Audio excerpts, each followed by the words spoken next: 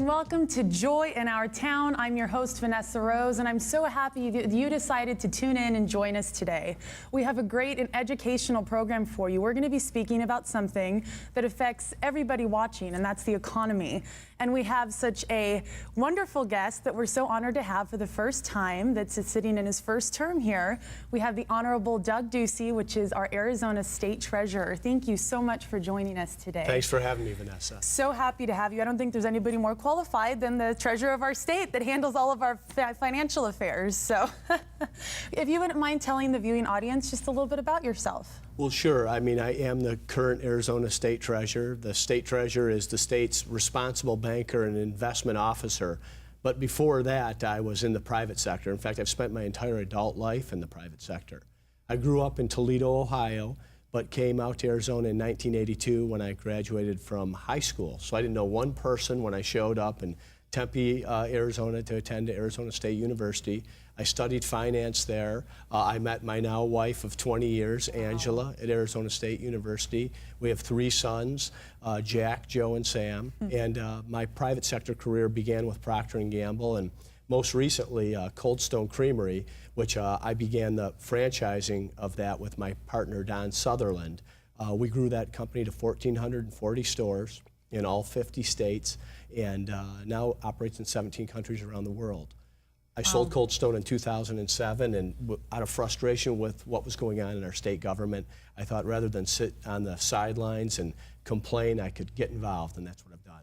Wow, so you definitely are qualified to be in the position you are, and I think that's it's such a great qualification. I think so many more politicians need to be involved in the actual personal business sector of it before they step in to do politics. That's a great effect that you've been able to have, I'm sure, and a great background to see what actually goes on in everybody's lives and not just the government. Well, we'll see. I really did campaign on the fact that I wanted to bring a fresh energy and business-like approach to our state government, and I think so far so good. That's wonderful. Well, I know that we always hear great things about you, so we're so happy to have you as our treasurer, and so happy you could take time out of your busy day to join us. My pleasure. So, today we're going to be speaking about government versus business. And that kind of goes right along with your history and what you've done. So what has a businessman learned about government? What's different about it? Well, I think the biggest difference between government and business is that government is all about process and business is all about outcomes. Something you hear very often down at the state capitol is the question, are the classrooms fully funded? Well, what does that really mean versus the questions that you would ask in the private sector, which is how many or what percentage of third graders can read and write? And the ones that cannot, how do we fix that? Or how many children become freshmen in high school and what percentage of those kids graduate? And really focus on metrics and measurements that provide the proper outcome, rather than having the answer always be we need to spend more money but get less or more mediocre results. So do you find that being the treasurer, and now with that being a very hot topic in media today, is spend more money, do you find that being in the government versus business, do you find that that's not always the answer, is to just spend more, but to maybe budget more to find things? And how have you been able to help refine that in the state? Well, I think where we are right now is proof of that alone. And there is some gift to having no money or having run out of money as a state, is that you really do have to make real decisions and establish real priorities. And I think if you look at the state of our education system today, and it's certainly not where we would like it to be as a country and as a state, that this idea of just spending more money will not provide the results that we want. So I think there's a great opportunity for real reform and some financial and fiscal sanity and responsibility going forward, and I want to be a part of that. Yes, definitely. And what have been some of the biggest surprises to you stepping into government from the business world? Well, if you look at the state of Arizona, we have our first balanced budget since 2007. I mean, this is no tricks, no gimmicks, no borrowing, and no rollovers. This is truly a balanced budget. Congratulations. And this is, the citizens are a part of this, and it's certainly the legislature and a fiscally responsible governor are a part of this. At the same time, you look at other states, and they haven't done that. But Arizona really has reduced its spending. It's made difficult decisions, and this can be done. Other states haven't done it, and certainly our federal government hasn't done it. I think that's the biggest surprise, is that there are elected leaders all over the country that are not doing their job. They're not doing the right thing for the long term for the citizens. And that's simply got to change, because no business, no family, and certainly no country can continue to borrow 40 cents of every dollar and be sustainable long term. It's such a true statement, and more people need to realize that. But speaking of making tough decisions and fiscal responsibility, I know that a lot of decisions that have been made by the governor and yourself and people in our capital to cut in certain funding on research and on different programs and organizations have created a bit of a stir in people, and maybe not a great response. But in the end, you have to realize that as a politician and as a person who understands our government, it's really benefiting them. Correct? Because it can be a little, back and forth, because people may not support it, but at the same time, it's getting things in balance. Well, that will be up for the citizens to decide, and they get to make that choice every 2 years. In the case of the treasurer, every 4 years. But governing is about making decisions and setting priorities. There's really 3 things that state government does. It educates, it medicates, and it incarcerates. Those are the roles, or that's what the budget revolves around in state government. So now that we've done job number 1, which was to get our financial house in order, and we do have it in order, we can make some of the decisions on what are our priorities. And I think most, if not everyone, would agree that education and K-12 education is incredibly important to the health of our state and our economy long term. And public safety is always a top concern. That's the incarceration part of it. And there's a lot of discussion on what's going on right now around Medicaid and what role the state is going to have in that, and what role the federal government is going to have in that. And it's going to result in quite different finances depending on where we land. No, that's very true. That's probably very difficult for you, sitting in office in a statewide position and getting a lot of flack from what's going on federally, because I'm sure a lot of people don't know the difference to where your responsibility lies versus where federal comes in, and where they put their laws and their things in order. How do their laws affect you in your office, and with taxes and with things? To explain to the people, how does that affect you in your governing? Well, certainly, I mean, the supreme law of the land is the Constitution of the United States, and federal law will supersede state law. At the same time, many of these answers are not going to come from Washington, D.C. We can see back there that there's complete gridlock. They're not able to get anything done. And they've really taken a lot of power from the states. If they'd allow the 50 states to do what they were meant to do under the Constitution and the 10th Amendment, which is to innovate, to think through how does this best work in Arizona? Because Arizona certainly has a different demographic than, say, some of the more established and older states on the eastern seaboard. So I do think all these problems are solvable, but I'd like to see more of the decision-making come to the people that actually have to live with the decisions, and that would be at the state level. Yes, and government sometimes, politicians, maybe the word good or great or honest doesn't always go along with those words, especially out of people who don't know the process and don't know people personally. But what would you say is good about the government? Well, there's a number of things. One, I love our system of government, and I think part of the reason we got into this pickle is because people have trusted elected leaders, and elected leaders of the past have not done the right thing. So a lot of people are paying attention right now, and they're holding elected leaders accountable, and I think that they should. At the same time, as Americans, we're more focused on our faith and our family and our hobbies and our business than we want to be on political pursuits. But this is an important time to pay attention and for people to get involved. The other thing that I've found that's been really good inside government is the people that I'm working with inside the government are really phenomenal people that want to do the right thing and their heart's in the right place. There may be too many people working in government, but that's not the employee's fault.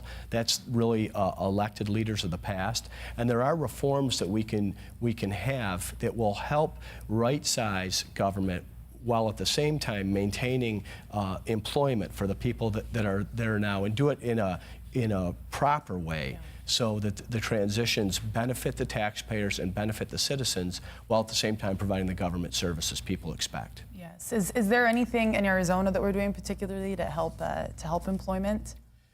Well, there are some things in terms of a competitiveness bill that the governor and the legislature has put forward. We've always been a state that has really attracted people from Toledo, Ohio, or the Rust Belt, or all parts of California. We have an incredible quality of life here, but nothing will really get our state's economy growing like a growing national economy. And that's why this national issue is really topical for what we're doing at a local level. Do you feel that possibly things that are going through, like tax raises and whatnot, as an economist yourself and as a businessman, do you feel that that's going to benefit or it's going to hurt our economy? Well, I can't speak as an economist, but I can speak as an entrepreneur and a small business person. And when you do tax something, you get less of it.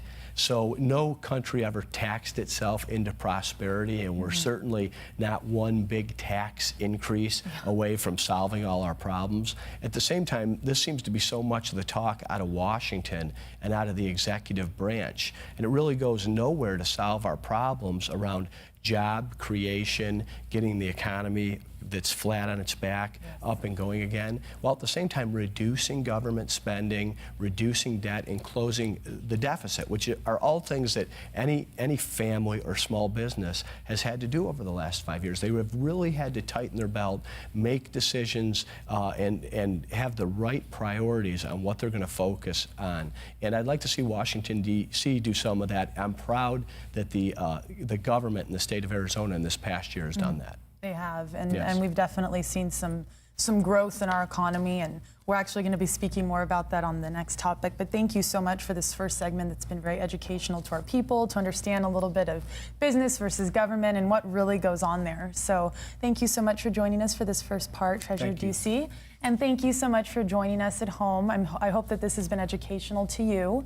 The next topic is going to be wonderful as well. We're going to be speaking a little bit more about the economy here in Arizona and market volatility. But if you'd go ahead and please put Treasurer Ducey's information on the screen, you can contact him at 602-604-7800, or there's an email address, info@aztreasury.gov, or a website where I know there's lots of information that you can look at, and that's aztreasurer.gov. Thank you so much for watching this, and I hope that it's been educational to you. We'll be right back in just a second. Don't go anywhere. Ooh, this is adorable. And it's 60% off. We can each get one. It is really nice, but I don't know. It's just... Can I help you find something? Not right now. I should not be shopping. I don't think we can pay the mortgage this month. You guys are having trouble? Many people are having trouble with their mortgages. The National Foundation for Credit Counseling can help, and this service is completely free. They really helped us. Call them. I will. The sooner you call, the better your options. Call today. Welcome back to Joy in Our Town. I'm your host, Vanessa Rose. I'm so happy that you decided to stay with us. And if you just happen to be tuning in or flipping through the channel, stay here because we have some great information for you. We're speaking about economy, and we're so honored and blessed to have the Honorable Doug Ducey, our Arizona State Treasurer, here with us. Thank you so much for staying with us for the second segment. Happy to be here. Now we're going to speak about recent market volatility and debt. And debt's a very sensitive subject, I think, nowadays. Yes, it has been. On the state level and on the national level. Yeah, and as well as personal. I think that's a word that a lot of people can relate with, is debt, because a lot of people have, in the last market, have been put into debt that they weren't able to handle and have had to walk away from things. And Arizona as a state, I know that real estate's been has had a major drop, and I know that Arizona was one of the top states for depreciation and land value.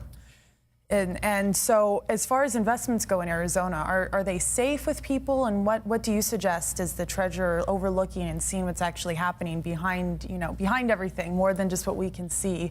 Are Arizonans safe in securing money here and in securing assets here? Well, in terms of our state's debt and the money that the state treasurer manages on behalf of the state, the permanent land endowment, those investments are safe. Mm-hmm. We have a very conservative asset allocation.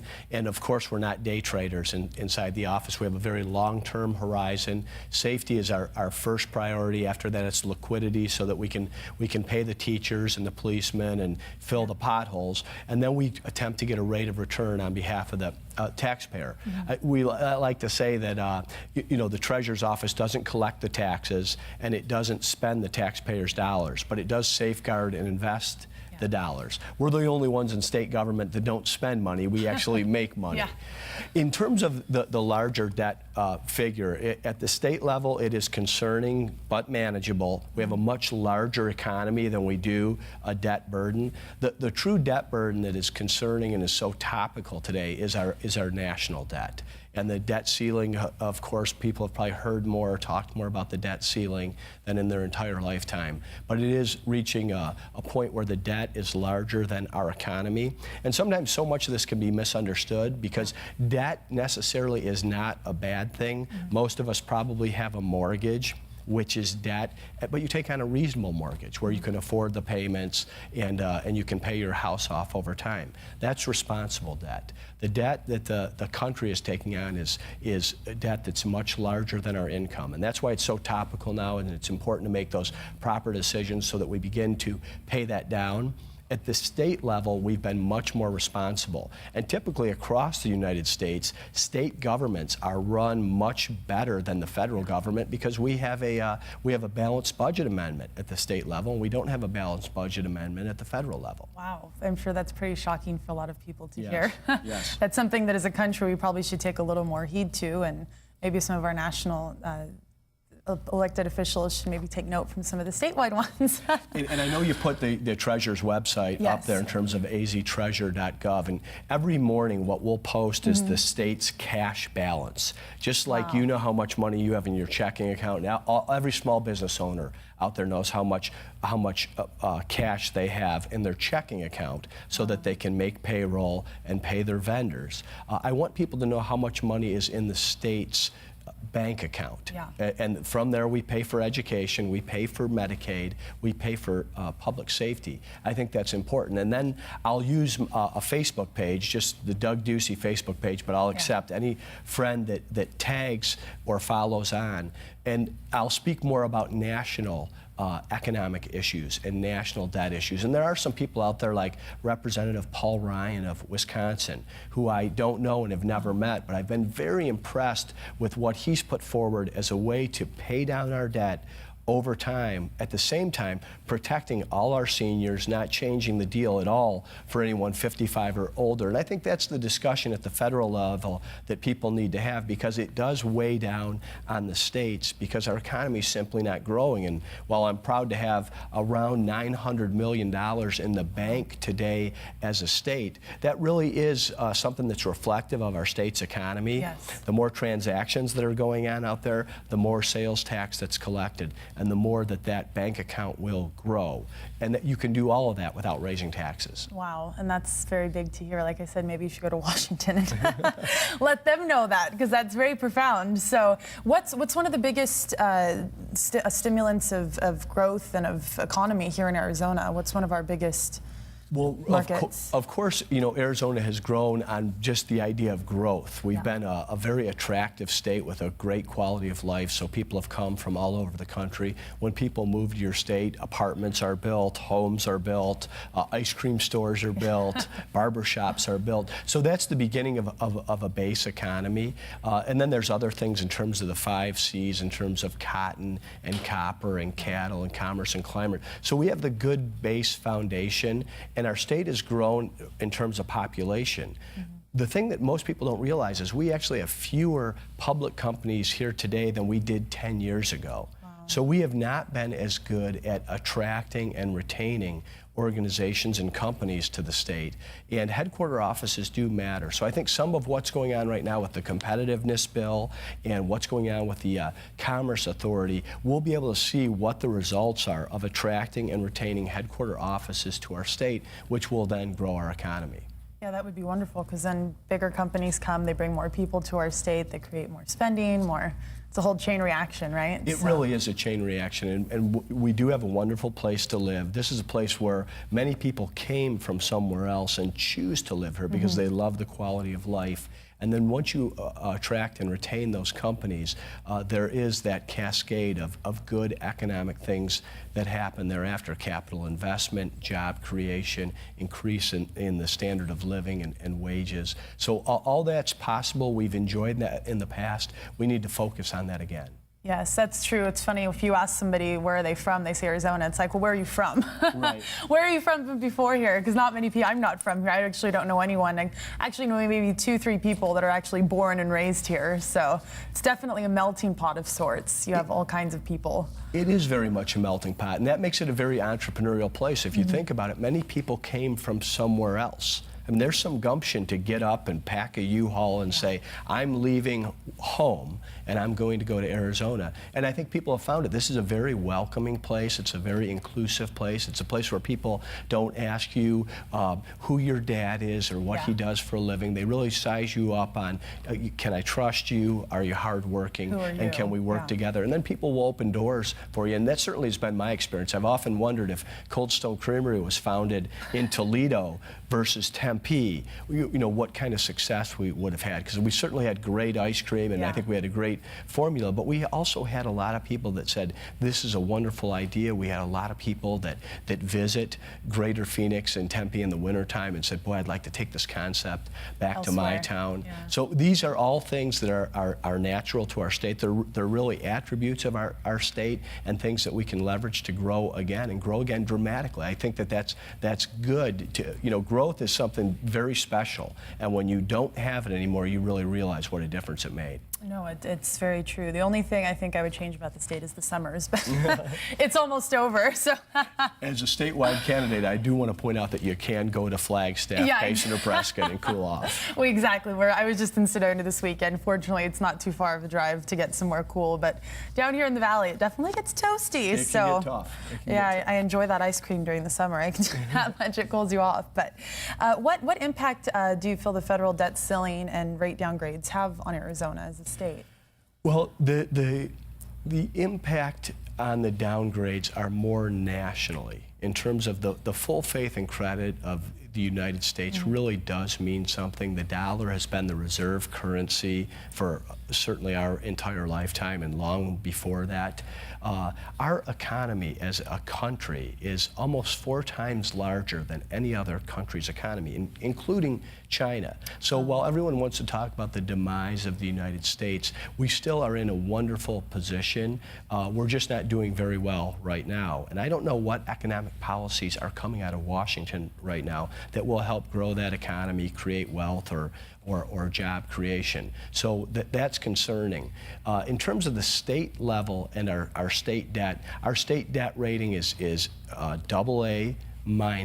So there's certainly room for improvement there. At the same time, Arizonans can borrow to build infrastructure or whatever we need to do, overpasses, whatever we're going to do at the state level, very low rates. So that's a positive. That is a positive, because I know that with the credit downgrading, did that affect individuals? I know that's people that a lot of people have. Does it affect individuals? Does it affect state lending? How does that affect people? The way that it will affect people, or it can affect people, is if it drives interest rates up and make it more difficult for people to borrow and make home ownership cost more through your monthly payments. That's not happened as of late, because the Federal Reserve Board has artificially pinned interest rates down.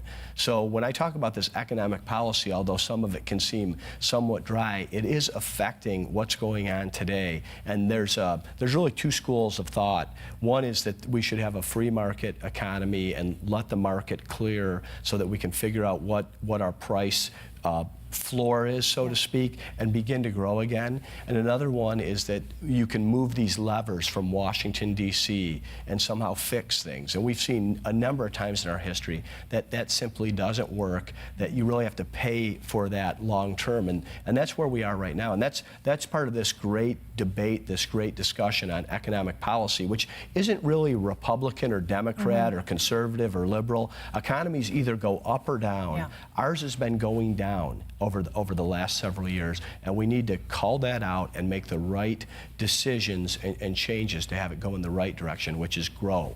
Yeah, that's very true. That's a very true statement. I think sometimes we get so caught up in the Republican, Democrat, this, that I think at some point it comes to the fact that as a country we just need to shape up and not worry about all that, you know? So sometimes it gets to a point where you need to focus on the issues and not important stuff. And so just you as the state treasurer, like I said, I know you're not an economist, but what is your forecast for the economy here in Arizona? Do you see it getting better? Do you see it getting worse? Do you see real estate getting better?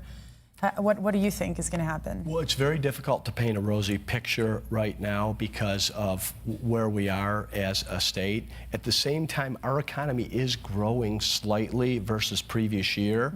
That's the good news. The bad news is the previous year and the year before that were so bad that having that growth certainly isn't cause for immediate optimism. I do think if you look into the long term, in a normal economy, our state grows and thrives, and actually our state does better than the national economy in a growing economy. The downside to that is our state's actually hurt worse than other states in a declining economy. So the economy will come back. It will be a matter of time, and it's going to be a matter of these policies. So I think for people at home, as difficult as this is, our state is adding dollars in terms of its operating fund because the economy is picking up. So in a sense, we'll have a chance to pay down some debt as a state, and we'll also be able to save a bit. And I think this idea of savings, of putting money away is important, and that's good for individuals, it's good for families, and long term, it's good for the economy. No, that's very good for people, especially to hear that, to encourage people to save, because I think that this generation is not one that saves much. We just spend to, you know, get to the next thing. They get, you know, keep up with the Joneses, but it's important to save, is it not? And being a businessman in the private sector, you probably have seen it's important to save. Even if things are good for you, you never know what tomorrow is going to hold. Well, it's absolutely important to save, and for some reason we've gotten on this national mantra of spend, spend, spend. Well, that's not smart long term. It's not smart for the government to just spend, spend, spend, and it's not smart for individuals. You should always, in a sense, pay yourself first. You should put some money away for a rainy day because the economy will grow again and then the economy will contract again. And so what's good for an individual is good for an enterprise, is good for the country. So this idea of being disciplined, saving some money, and then buying what you need and treating yourself now and again is also important. That's always a great thing. Yes. Get a massage every now and then. But thank you so much, Treasurer Ducey, for joining us. This has been a great segment. I hope that you've enjoyed it home. I know that the Treasurer's office, I know him himself may not be able to take every one of your phone calls, but I know this office would be happy to answer any questions you have. You can reach them at 602-604-7800. The email address is info@aztreasury.gov, and the website is aztreasurer.gov. And like he said, they update the cash flow every day so that you can see what's going on in our state. Thank you so much for watching, and I hope that you were able to learn something today. Have a blessed day, and we'll see you next time.